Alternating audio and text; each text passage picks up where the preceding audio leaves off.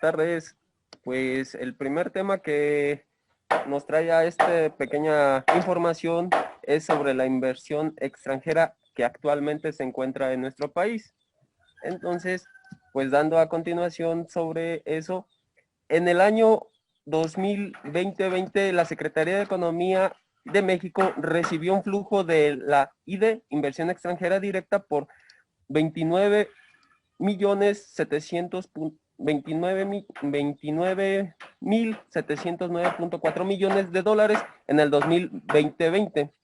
El gobierno mexicano cuenta con cifras preliminares de inversión extranjera al cierre del 2020.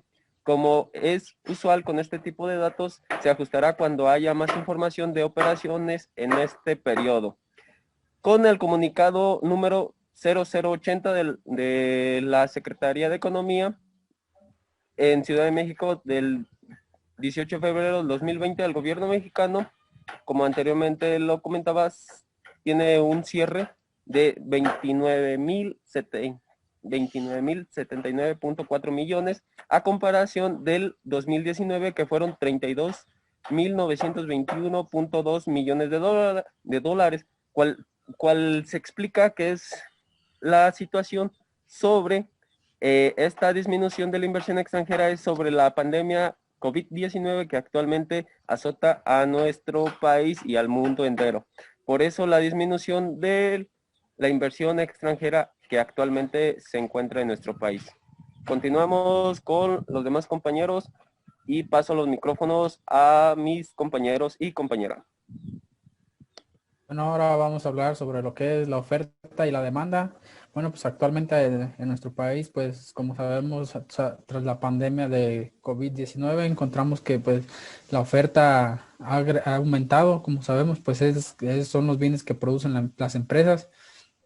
Ha aumentado dentro de nuestro país a causa de, ha aumentado la producción, por ejemplo, en los cubrebocas, ya que la demanda que tiene el país ahorita pues ha sido muy elevada, ya que todas las personas y familias han tenido que estar comprando muchos cubrebocas, así que la demanda tuvo que aumentar.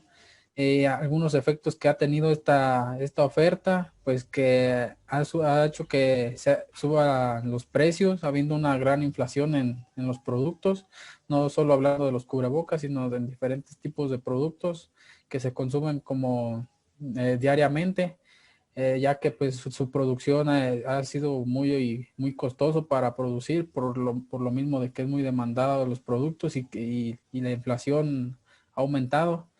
Y pues para esto de las ofertas pues tiene que haber una coyuntura económica favorable para que pues las inversiones aumenten dentro de nuestro país y sigamos adelante con la economía y siga aumentando. Ahora vamos a seguir con mis siguientes compañeros. Bueno, compañeros, pues en otras noticias tenemos buenas noticias sobre el Producto Interno Bruto en México, que ha aumentado un 0.4% en el primer trimestre del 2021. Ha crecido este 0.4% respecto al primer trimestre anterior.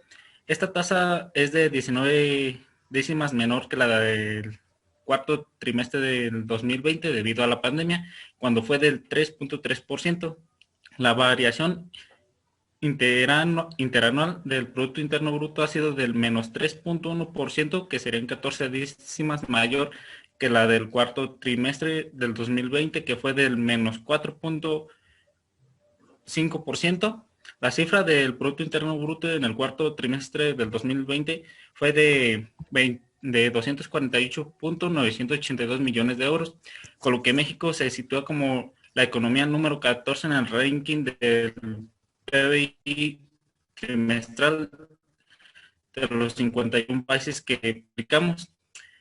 México tiene un PBI capital trimestral de 1.948 euros, que serían menos 317 euros menor que en el mismo trimestre del año anterior, cuando fue de 2.265 euros. Si ordenamos los países que publicamos en funciones de su Producto Interno Bruto precapital trimestral, México se encuentra en la posición número 43, por lo que sus habitantes tienen, según este parámetro, un bajo nivel de riqueza en relación a los 51 países de los que publicamos este dato. ¿Eso qué quiere decir? Que la economía en México está recuperándose. Ahorita acaba de aumentar este 0.4%, ya que nos estamos recuperando debido al golpe de la pandemia. Y continuamos con mis compañeros en las siguientes noticias. Por otro lado, tenemos la posible crisis de la balanza de pagos por causa del COVID-19. Esto tiene más afectación en el Banco de México, que se reporta el 25 de mayo, posteriormente de este año, en cuenta de la corriente del primer trimestre del 2020. Se ubicó un 0.4% del PIB, lo que ya había mencionado mi compañera anteriormente, lo que muestra un impacto en la economía de la pandemia del 2019. Las medidas que aporta para prevenir esta propagación, más se puede decir así. De igual manera, durante el mes de enero y de marzo del año antepasado, el banco reportó una liquidación de 5.525 millones de dólares, por lo cual estaban perdiendo por causa de esta pandemia. Una de las crisis de la balanza de pago es cuando un país no tiene, que no se puede ajustar con facilidad sus tipos de cambios dentro de un sistema económico internacional. Sabemos que México es uno de los países que tiene más comercios. Tiene muchos tratados, ya sea con Estados Unidos, Argentina, de igual manera que una de las afectaciones de este punto en la balanza es que son más visibles de recaer las curvas de las ofertas y de las demandas al consumo, es decir, que las ventas de compra y bienes. Sin embargo, las especialidades de grandes retos y que podría dificultar en los planes de recuperar el gobierno sería una crisis de balanza de pagos, que estamos muy propensos a este tipo de crisis.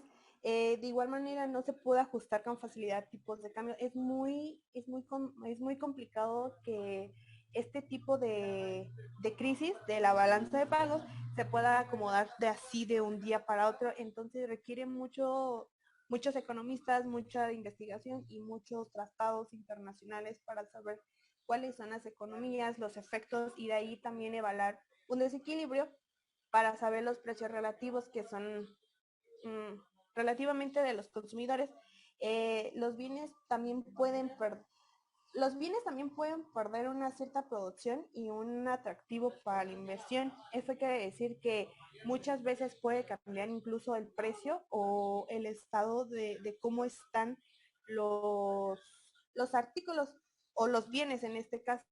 Si puede llevar a cancelarse esos proyectos en marcha, son los financiados con el capital externo.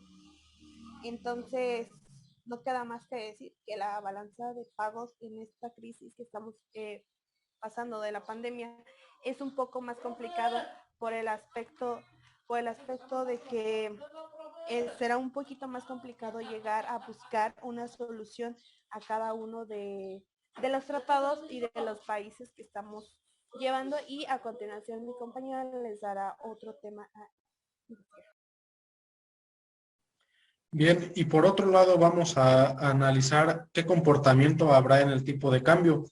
Como bien sabemos que el tipo de cambio es una variable macroeconómica en la cual, analizando aquí en el país de México, si observamos la moneda a inicios de este año, el dólar se cotizaba en alrededor de los 19.7 pesos y alcanzó algunos máximos de 20.2 centavos.